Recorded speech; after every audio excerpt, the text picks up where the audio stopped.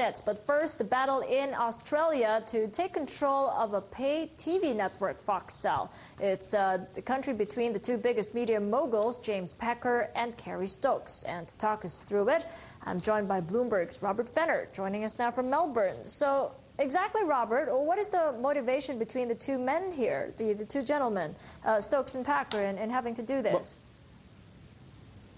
Well, what's happened is Kerry Stokes, who controls Seven Network, he's got about $1.8 billion of cash on his balance sheet, and he has started investing in Consolidated Media, which is James Packer's company. James Packer already owns about 40%, and he's been adding to his stake lately. Kerry Stokes has built his stake up to about 20%, and basically what they are tussling over is control of Foxtel. Foxtel is Australia's largest pay television operator, and Consolidated Media, that's Packer's company, owns 25% of it. Interestingly enough, is that 25% could go higher if either of the other people who own Foxtel have to sell. Telstra Corp, that's our biggest phone company in Australia, owns 50%, and Rupert Murdoch's News Corp owns 25%. And between those three shareholders are preemptive rights. So whoever controls Consolidated has first bite at buying more of Foxtel should a stake come up. Okay, but could you give us a recap of exactly what happened first before all this came up? Yeah, Kerry Stokes' Seven started buying shares last year. They bought about just under 5%. That's 5% is a threshold in Australia where you've got to reveal how much you own.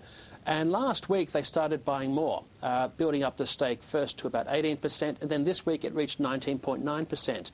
James Packer owned about 38.5%. He's built that up to 41%. Now, the reason those thresholds are significant is that under Australian rules, once you go above that 20% level, you actually have to make a takeover offer for the rest of the company or restrict your new share purchasing to about 3% of the company's capital every 6 months. So with Kerry Stokes on just under 20%, basically if he buys any more shares and wants to make a bigger input, he has to make a full takeover offer. Otherwise, he has to sit still for 6 months. And with James Packer also increasing his stake, he's in a similar position. And it remains to be seen just exactly what Stokes wants. He may want to have a board seat, but at this stage they're keeping very much quiet about what the demands might be on Consolidated Media. Okay, well, thank you so much for that update. Robert Fenner there in Melbourne.